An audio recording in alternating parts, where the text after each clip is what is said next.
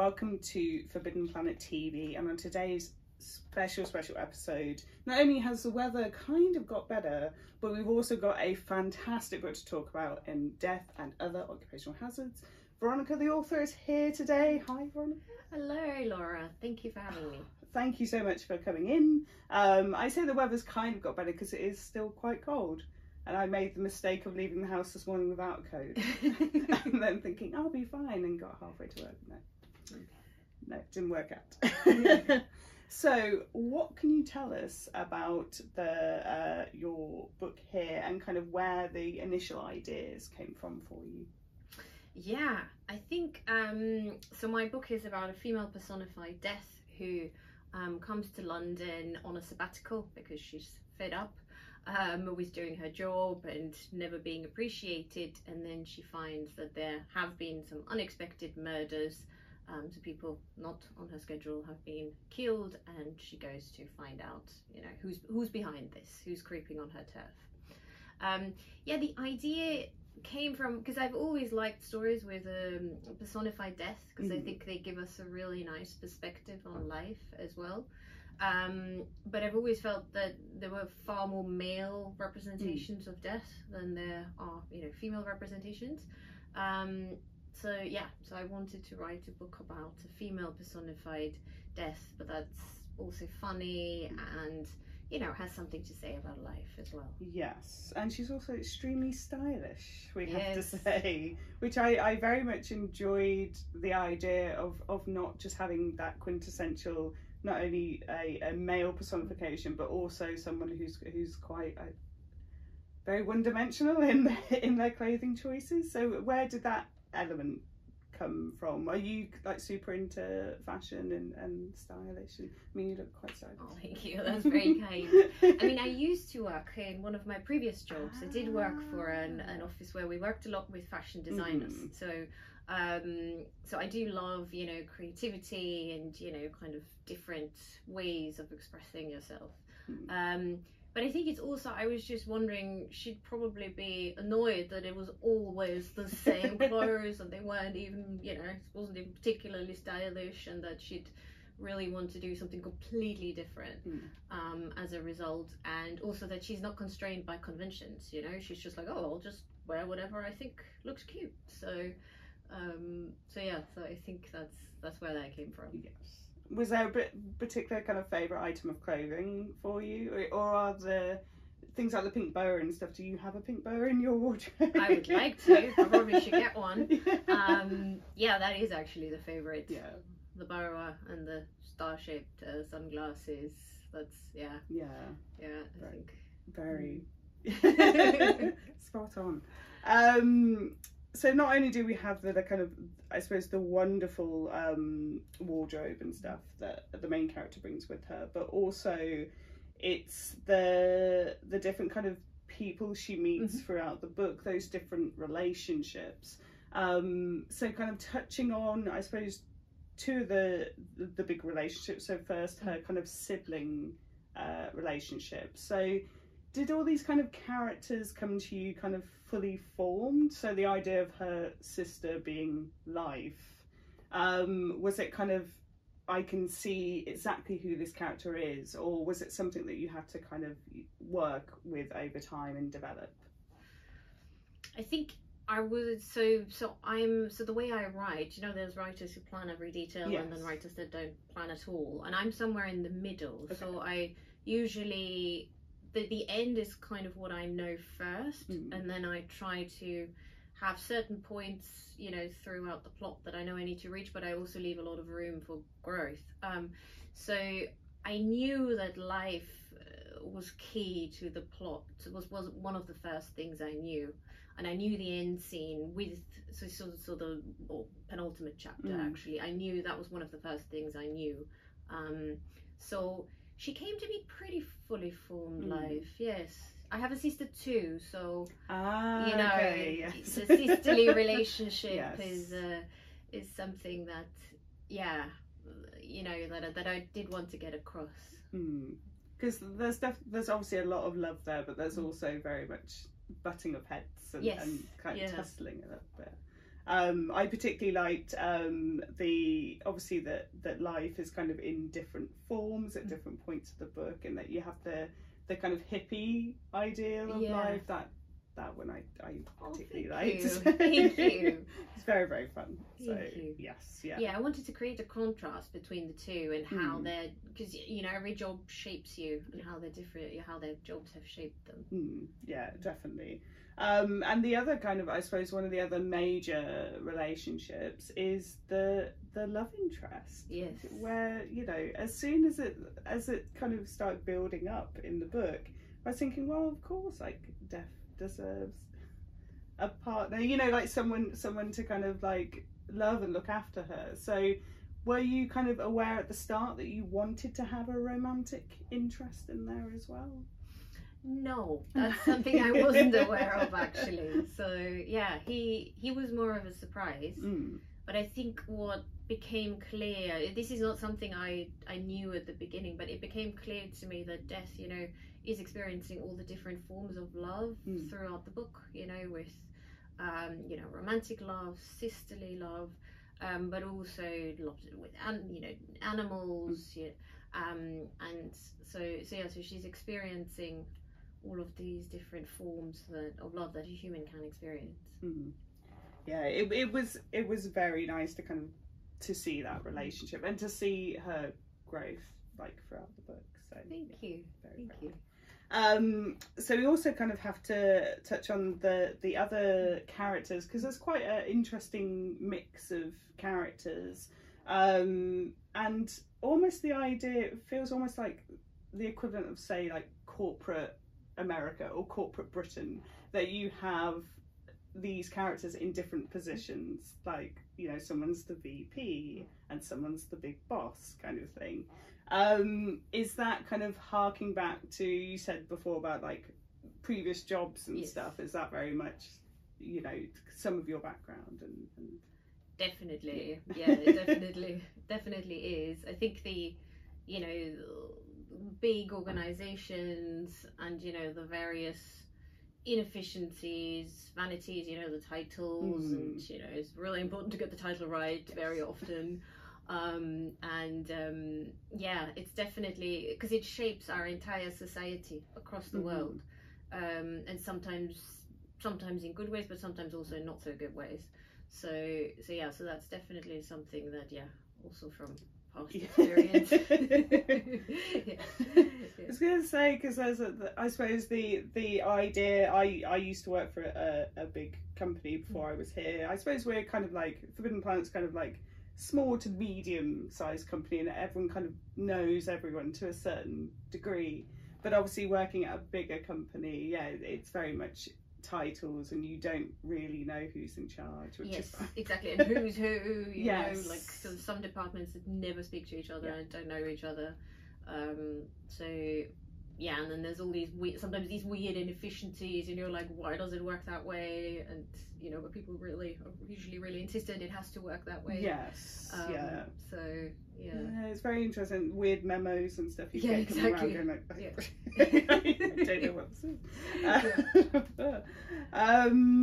So we've obviously kind of touched on the characters and some of the relationships in the book, but we also obviously have to touch on the I suppose the links to kind of nature and animals and stuff, which I also really enjoyed reading, and the kind of nods to different mythologies, because obviously the dog she rescues, Garm, and obviously the links to kind of Norse mythology. So how important was that to have kind of the animal kind of element to the books? And are you a fan of myths and legends and things like that as well? Yes, I am. So I've always been a huge fan of myths and legends. So growing up, I read quite a lot of mythology and still do. But yeah, the link also, so the love for nature and for animals, because I'm a huge animal lover, dog lover. I think everyone who will read the book will know that.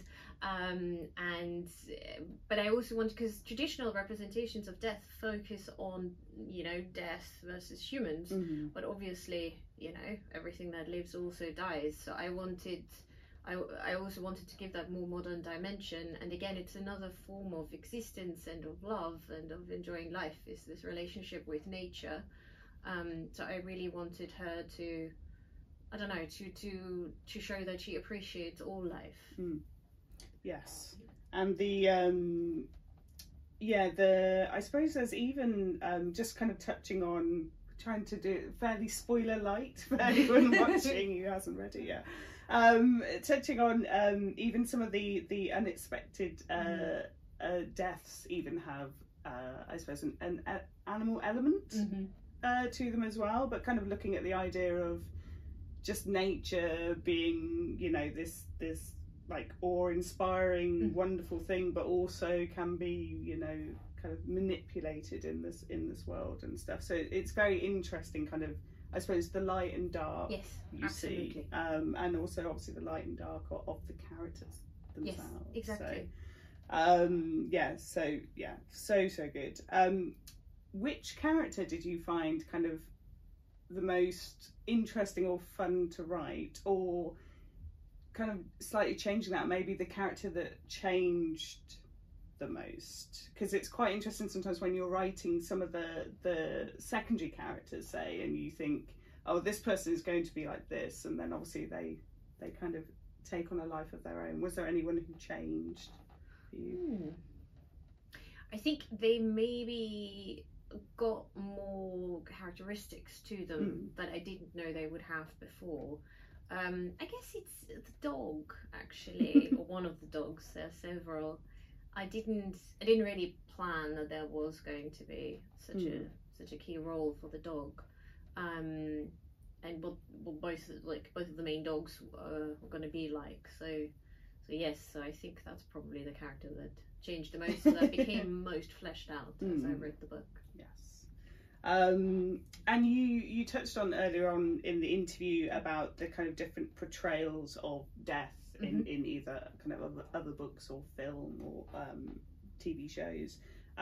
Is there a particular portrayal that you've enjoyed either reading or watching of death? Obviously we have things like death in Terry Pratchett's Discworld series, which I think for a lot of people was the maybe one of the first kind of personifications they would have seen of death. So was there any other kind of similar ones, or indeed that character that kind of inspired you as well? So definitely Terry Pratchett's death.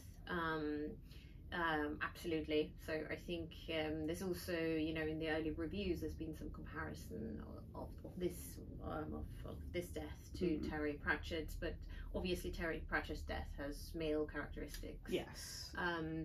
So that definitely is a personification that I hugely admire.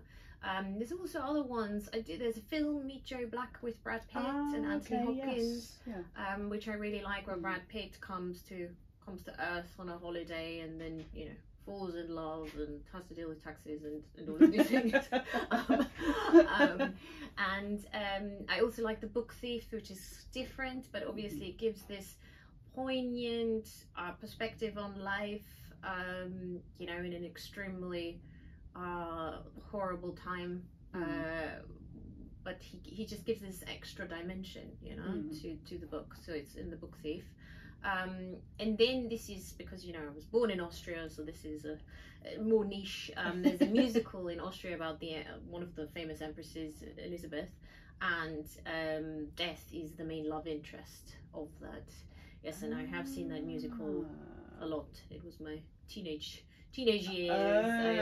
Okay. So it was this amazing actor every time who was death, and it was a love interest, and it was very. Yeah, it's a huge hit in Austria. Yes, yeah. So in an interesting way, I suppose, for a lot of people growing up, it was quite often vampires and things like that were a big part of kind of teen years and teen reading. But for you, well, I suppose adjacent to vampires. exactly. Yes. So coming towards the end of the interview for today, so we obviously have to touch on the amazing prize that you won. Thank you. So how did all of that come about? Yeah, so it's the Comedy Women in Print Prize, which Helen Lederer started, And yeah, it's an amazing prize. There's actually a new one coming up, so if anyone's thinking of entering, I can only highly recommend it. And so I entered because my book is darkly comic, so I was I thought maybe it would fit, and yes, so it was an amazing experience, and the other people who were shortlisted were very close, so we were a very close group, and all of us were published actually between January and April this year. Oh wow! So okay. yeah, so we've had a few comedy women in print book launches this year, which is very nice. Yeah, and is it a fairly new prize as well? Has it been kind of going for a couple of years? Because I was reading up a little bit about it, and I was just like, there needs to be more of these. Yeah. prizes. Exactly, that's what Helen's mission was, because she said, female comedians aren't supported or don't receive the same prominence as male comedians. So I think her ambition was very much to change that and to highlight women in comedy. Yes, I think they started probably in 2018 or something like that. I might be wrong on that, but it's probably 7-8 years.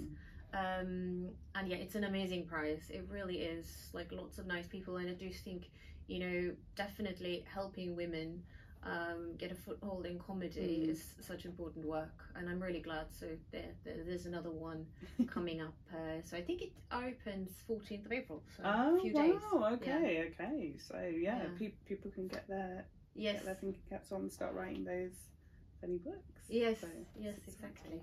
And so what's next for you? Have you got kind of other books percolating? Have you got kind of other ideas? Yes, so I'm writing my second book. So I have a 2-book deal with Transworld, and the second book is due to come out in 2026. Ah, okay. No pressure. So it's always a bit crazy when you start thinking about schedules and edits and everything else, but you seem very calm, so I'm sure you've got it under control. Emphasis on seam. Oh, right, okay. And for our last question today, so what are you currently reading, watching, and if you game, what are you currently playing? So I'm reading a very lovely friend's book at the moment. It's called 10 Marchfield Square by Nicola White. So she was together with me actually on the Comedy Women in Print prize shortlist, and it's a lovely murder mystery as well. So I'm really enjoying that. Second question was watching, right? Yes. Yeah. So I have been working quite hard. So my watching, my TV watching has taken a bit of a backseat at the moment. But I do really enjoy. So the shows I really enjoy are shows like Lucifer and Good Omens. Yeah. Those are like the shows that I really like, those kinds of shows. But my project is to watch White Lotus, which everyone keeps talking about. So I need to get on that as well. Yeah, I kind of feel I'm a bit behind because I haven't also. There's White Lotus, and then there's Succession, which is the other one that everyone seems to have watched. Exactly, exactly. Because I saw all the posts. I think it was yesterday or 2 days ago of like how White Lotus ended, and I was like, people have strong views. I need to, I need to watch that and see. And at least you won't have the awkward wait between like seasons and stuff. Because I know with Succession, lots of people got annoyed about having to wait. Whereas if you went in now, you could just watch that. Exactly, I could watch it all. Yes. Perfect. There you go. And are you much of a gamer or? No. Yes. Yeah. Not since I was a teenager. Yeah.